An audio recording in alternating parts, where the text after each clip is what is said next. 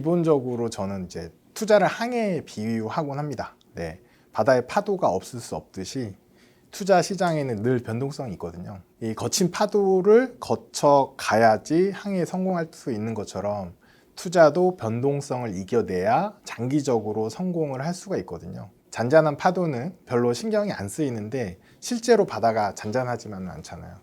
투자 시장도 마찬가지인데 요즘처럼 변동성이 커지는 시기, 특히 하락 방향으로 움직임이 많은 시기에 많이 불안해지거든요. 이렇게 이제 이런 불안감의 이유는 투자자의 투자 전략에서 찾을 수 있어요. 쉽게 말해서 방향성 투자를 하는 경우에는 변동성 장세를 견디기 어려워집니다. 예를 들어서 코스피 200을 샀거나 레버리지 ETF를 매수를 했다면 상승하는 방향에 베팅한 거거든요. 근데 예상하고 다르게 주가가 가니까 불안해지는 거죠. 지금 투자자들한테 필요한 태도는 시장을 예측하려는 시도를 멈추는 겁니다. 그게 가장 중요한 것 같고요. 그리고 자신의 포트폴리오가 하락장, 변동성 장에서 어떻게 움직일 것인지 생각을 해봐야 되는 거죠. 그래서 투자자 자신이 그런 변동성과 하락장을 견딜 수 있는지 점검하는 게 먼저다. 이런 얘기 드리고 싶고요. 밤에 잠을 못 잘 정도로 불안하다. 이거는 이제 시장의 문제가 아니라 본인의 포트폴리오가 과도하게 위험하거나 한쪽 방향으로 세팅되어 있거나 아니면 나랑 핏이 전혀 맞지 않는 투자를 하고 있는 것일 수 있기 때문에 이 포트폴리오 투자 전략을 재점검할 시간이다. 이렇게 말씀드리고 싶네요. 최근에 증시를 이제 성과를 한번 보니까 10월 말 대비해서 11월 22일 종가 기준으로 보면 한국이 한 코스피가 6에서 7% 정도 하락을 했더라고요.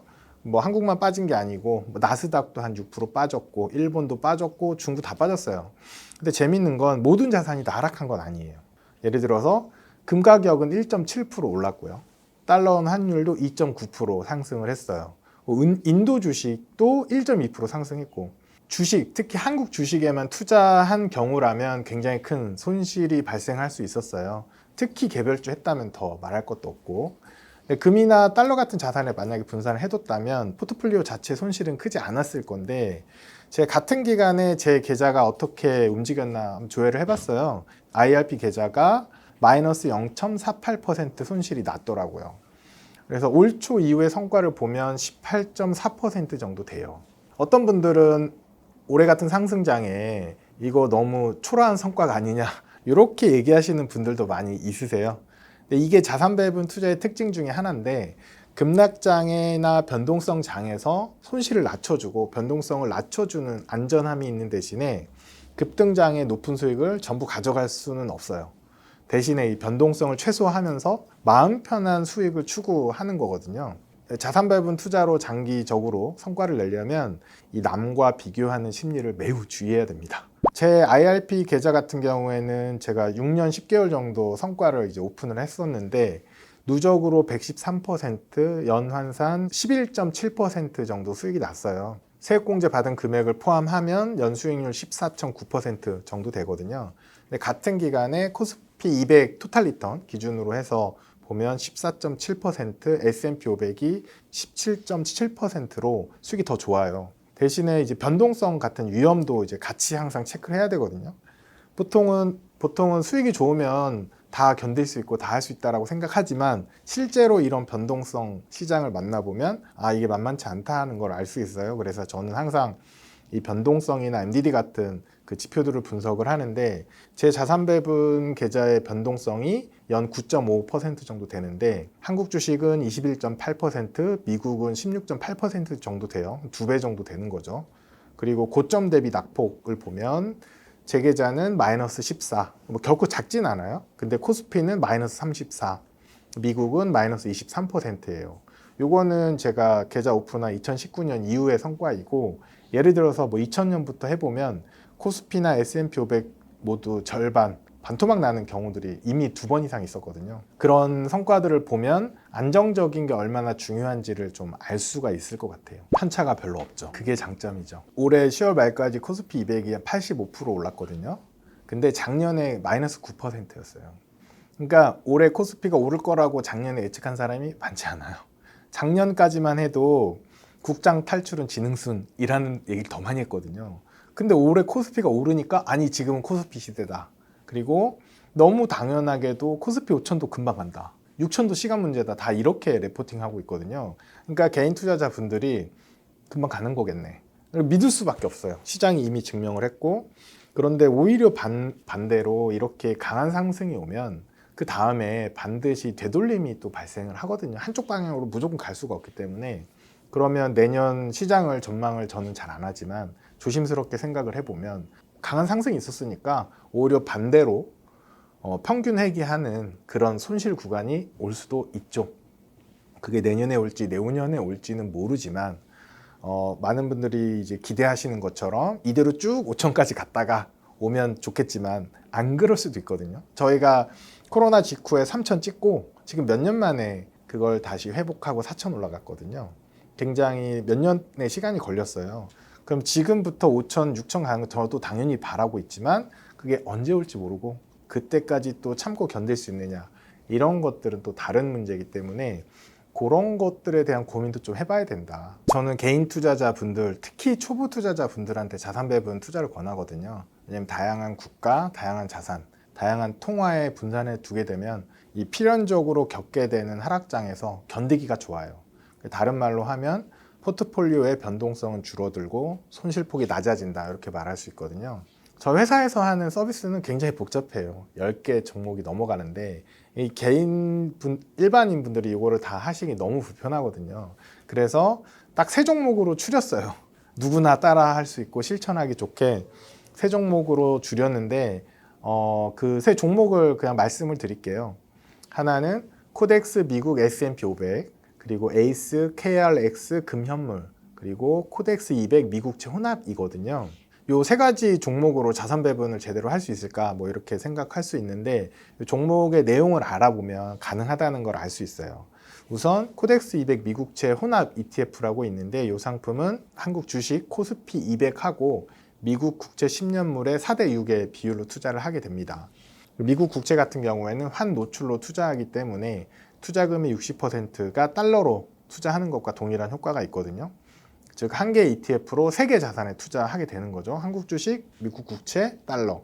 이 상품 하나만 가져가기는 좀 아쉬워요. 왜냐하면 신흥국 주식인 한국만 있기 때문에 선진국인 미국 주식을 좀 추가를 하기 위해서 코덱스 미국 S&P 500을 추가를 한 거고요. 이 상품 역시도 달러에 노출돼 있어서 달러 투자 효과가 같이 있고요. 그리고 여기에 추가되는 게 에이스 KRX 금현물이라고 해서 금 가격의 움직임에 금 가격과 같이 움직이는 이런 자산을 편입합니다. ETF로 3개인데 실제로는 주식의 50, 미국 30, 한국 20 이렇게 들어가고요. 국채 30%, 금 20% 이렇게 포트폴리오가 구성이 돼요. 그리고 환노출 상품을 편입하게 되기 때문에 달러에 대한 투자 효과도 있게 되고 달러와 원화에 고르게 분산돼서 투자하게 됩니다. 요거는 한 7, 8%. 더 복잡하게 하면 한 10% 가까이 기대할 수 있고. 그러니까 시작을 할 때는 3종목 정도로 해도 충분하다.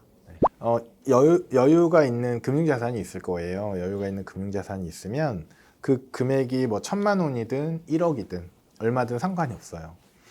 기존에 내가 하던 투자 방식이 뭔가 불안하다, 뭔가 좀 아닌 것 같다 싶으면 이렇게 바로 세팅을 하는 겁니다. 예를 들어서 아니 1,000만 원은 어떻게 한 번에 시작해, 이렇게 고민할 수 있잖아요. 그러면 보통은 이제 분할 매수 하라고 많이 얘기해요. 그런데 만약에 목돈이 1억이 있다 라고 했을 때 한 번에 넣을 거냐, 1,000만 원씩 10개월 동안 나눠 넣을 거냐, 요거는 거치식과 일시 매수와 분할 매수의 관점에서 접근할 수 있는데 정확히 말씀드리면 분할 매수가 더 좋다는 증거가 없습니다. 여러 가지 케이스를 시뮬레이션 해보면 나오는데 보통은 분할 매수의 장점이 달러 코스트 에버리징 효과라고 하거든요. 그래서 분할 매수를 하게 되면 내가 산 어떤 종목이 빠질 때마다 싸게 여러 개 살 수 있어서 나중엔 더 좋다라고 설명하잖아요. 근데 요거만 설명해요. 근데 생각보다 내가 산 종목이 처음에 오르다가 이렇게 빠지기도 하거든요. 처음에 오르다가 빠지면 완전히 반대 형상이 나타나요. 일시 매수가 더 유리해요. 분할 매수보다. 이게 분할 매수가 유리했죠. 그럼 이렇게 가면 분할 매수가 더 안 좋은 성과를 내요. 근데 보통 이거 아무도 얘기를 안 해요. 이거만 얘기하죠. 그렇기 때문에 사람들이 이제 말을 하는 그 전문가들도 사례를 한 가지만 들거든요. 그렇기 때문에 잘못된 정보가 전달이 되고 있고 일시 매수가 더 유리하냐, 분할 매수가 더 유리하냐에 대해서 어느 게 더 유리하다라는 증거가 없어요. 다시 말해서 분할 매수가 더 유리한 게 아닙니다. 네, 일시 매수가 더 유리한 경우도 거의 동일한 케이스도 나와요. 만약에 자산 배분 투자를 하게 되면 자산 배분은 기본적으로 우상향한다라고 가정을 하거든요. 그 이 사이의 변동성이 크지 않아요. 그러면 여기서 시작해서 이렇게 가는데 언제가 제일 싸냐를 보면 지금이 제일 싸죠. 만약에 내가 하는 투자가 이런 움직임을 가지고 있다 라고 내가 추정이 되면 이건 고민을 많이 해야 돼요. 지금 시작을 할 때 요만큼만 사고 여기서 또 사고 여기서 팔다 여기서 사고 막 이런 고민을 해야 되는데 자산 배분은 이렇게 움직이니까 지금이 제일 싸다 라고 가정을 하고 지금 현재 일시 매수로 들어갈 수 있는 거거든요. 그럼에도 불구하고 지금이 2022년 1월 같은 고점이면 어떡하냐 라고 하시는 분들이 있어요. 아무도 모르는 일이에요. 자, 반대로 지금이 2022년 12월 같은 상황일 수도 있어요. 2022년 1년 내내 하락했고 인플레이션은 오를 만큼 올랐고 기준금리 다 올렸고 모든 상황이 안 좋았고 2022년 말에 모든 전문가들이 일단 현금화 해뒀다가 시장이 좋아지면 그 시장의 온풍을 느낀 다음에 천천히 들어가도 상관없다라고 얘기를 했는데 23년 1월부터 급등해가지고 상반기에 정말 다 올라갔고 오히려 하반기 안 좋았어요. 이런 시장의 타이밍을 잡으려는 노력들이 오히려 성과를 나쁘게 하거든요. 그렇기 때문에 지금이 어떤 순간인지는 아무도 몰라요. 23년 초에도 그랬고 24년 초에도 그랬고 25년 초에도 그랬어요. 근데 3년 연속 두 자릿수 이상 계속 수익을 냈거든요. 자산 배분은. 내년이 2022년 같은 해가 될 수 있지 않니? 그럴 수도 있죠. 하지만 많은 확률로 그런 해는 많지 않더라. 그리고 그런 해에 들어가는 타이밍을 못 맞추기 때문에 우린 자산 배분하는 거다. 그래서 마켓 타이밍에 대한 미련을 과감히 버리자. 이렇게 좀 말씀드립니다. 거기서 리밸런싱의 개념이 나오는데 만약에 주식이 이대로 더 날아갈 수도 있잖아요. 혹은 여기서 꼬꾸라질 수도 있잖아요. 그래서 자산 배분의 장점 중에 하나가 그런 시기들을 이용할 수 있어요. 리밸런싱이라는 건데 지금 주식이 비싸냐 싸냐를 판단하는 건 굉장히 어려워요. 거의 누구도 못해요. 왜냐하면 비싸다고 생각했지만 계속 올라갔거든요. 그리고 어느 순간은 정말 싸다고 생각했지만 더 빠지기도 하고 그래서 지금 현재 주가의 밸류에이션을 하는 거 굉장히 어렵지만 이 포트폴리오 안에서 이 주식이 원래 목표한 비중보다 더 많다 적다는 판단이 되거든요. 그러면 더 많아지면 이걸 팔고 떨어진 애들 예를 들어서 금이나 국채, 달러 같은 걸 할 수 있고 반대로 주식이 막 반토막 갈 때 환율이 치솟고 금가격이 치솟는 경험을 많이 해봤잖아요. 주식이 빠졌을 때 얘가 더 올라가 있어. 그럼 상대적으로 얘가 더 비싸네. 비싼 거 팔고 싼 걸 사는 리밸런싱을 하게 되면서 수익이 더 발생하거든요. 리밸런싱 보너스라고 하는데 리밸런싱 안 한 사람보다 한 사람이 더 유리한 게임이 되거든요. 그래서 자산 배분하게 되면 이 변동성 시장이 더 반가워요. 리밸런싱 보너스를 챙길 기회가 많아지기 때문에 그런 장점도 있습니다. 리밸런싱 주기에 대해서는 석학들이나 많은 사람들이 많은 얘기를 했는데 가장 좋은 주기는 내가 잘 실천을 할 수 있는 주기라고 생각해요. 1년에 한 번은 좀 안 돼요. 왜냐하면 1년 사이에 주가가 반토막 났다 회복될 수 있거든요. 그러면 여기서 싸게 살 기회를 놓치게 되고 반대로 굉장히 올랐다 빠지기도 해요. 여기서 비싸게 팔 기회도 놓치게 돼요. 그렇기 때문에 1년에 한 번 혹은 그보다 더 길면 안 된다고 생각을 하고 있고요. 가장 정확한 거는 목표한 비중 대비 얼마나 벌어졌는지 체크를 해서 하면 되는데 개인 투자자가 그걸 매일매일 체크한다는 건 현실적으로 좀 어렵잖아요. 그래서 제가 권장하는 건 캘린더 방식인데 한 달에 한 번 월급날. 근데 깜빡하면 그 다음 달에 그냥 두 달에 한 번 해도 돼요. 근데 이걸 한 번도 안 하면 안 되거든요. 그런 식으로만 해줘도 충분하다. 절세는 이제 확정 수익을 챙기는 거거든요. 굉장히 중요한 거죠. 수익이 확정된다는 거 굉장히 좋은 거기 때문에 투자 수익률을 1% 더 올리는 거는 되게 신의 영역이라고 불릴 정도로 어려워요. 그러니까 투자업에 종사하는 사람들한테도 야 이거 8%에서 9, 9에서 10 이렇게 올리는 게 굉장히 어려운 일이거든요. 그런데 세금 혜택을 챙기게 되면 1%를 그냥 올릴 수가 있어요. 이거는 자기가 스스로 할 수 있는 거거든요. 그래서 절세 계좌를 잘 알아야 한다고 말씀을 드리는 건데 제일 먼저 챙겨야 되는 게 개인연금인데 다른 말로 사적연금이라고 또 부르는데 연금저축펀드, IRP 요거 두 개를 합쳐서 개인연금이라고 부르거든요. 개인연금에 연간 900만 원까지 저축을 하게 되면 세액공제라는 걸 해줘요. 그러면 연말정산할 때 세액공제, 내가 낸 세금을 돌려주는 건데, 급여가 5,500만 원 이하인 경우에는 내가 저축한 금액의 16.5%를 세액공제로 돌려줘요.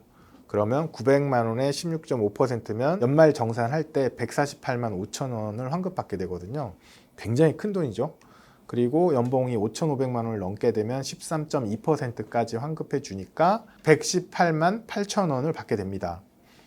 개인연금 혜택이 총 3가지인데 아까 말씀드린 세액공제가 우선 가장 크고요.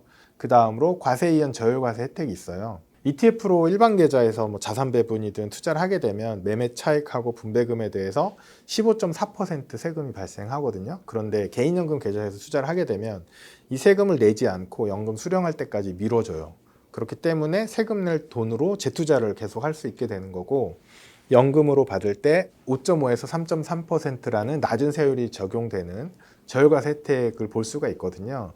단순하게 보면 15.4% 세금 낼 돈을 5.5%로 줄여주니까 10%포인트 가까운 세금 절감 효과가 있는 거죠. 예를 들어서 연수익률이 10%면 일반 계좌 대비 연금 계좌 수익률 차이가 1%가 나는 거거든요. 그러니까 반드시 챙겨야 되는 거죠. 아까 말씀드렸던 세액공제까지 합해보면 한 2%포인트 가까운 수익률 차이가 발생을 하게 돼요. 이런 개인연금 계좌 단점이 하나 있어요. 연간 납입 한도가 1,800밖에 안 되거든요. 이런 단점을 해소해 주는 게 ISA 계좌입니다. 이 계좌에 저축을 하고 3년이 지나게 되면 원금과 수익금 모두 개인연금 계좌에 넣을 수 있거든요. 기존에 1,800 한도하고 별도로 가능하기 때문에 굉장한 혜택이고요. ISA는 개인 종합 자산관리 계좌의 약자인데 절세 효과가 탁월합니다.